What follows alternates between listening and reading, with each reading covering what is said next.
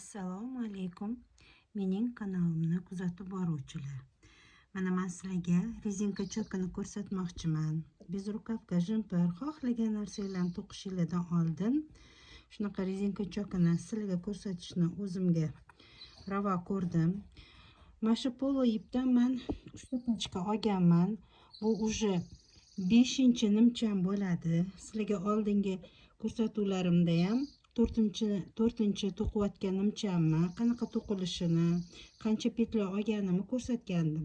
Shuni hozir men o'ylab sizlarga rezinka chokini ko'rsatib o'tmoqchiman. Birinchi o'rganuvchilar uchun qizlar bular.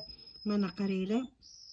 Rezinka chokini qancha petla olgan bo'lsanglar, bu men katta nimcha to'qiyapman. Yana bunga 360 ta petla oldim.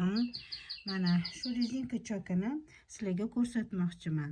Mana 2 litsevoy, bilmaganlar uchun bu qizlar, 2 litsevoy, 2 iznanka.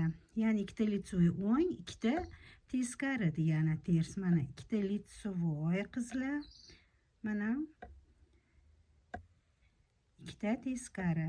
Shunaqa qilib hamma chokinglarni rezinka choki boshlanishida oldini bitirayotganinglarda yengiga, keyin oldi uchun ham uchburchak qilasizlarmi, dumaloq qilasizlarmi, o'shaning uchun ishlatiladigan petla bular qizlar.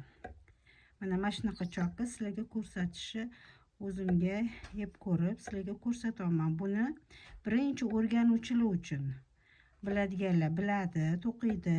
Yana rezinka chokini har xil uzorlari bor. Ularni ham to'qiyotganimda sizlarga ko'rsatib o'taman. Mani kuzatib boringlar, kuzatishda davom etinglar. Mana shunaqa rezinka choki hosil bo'ladi.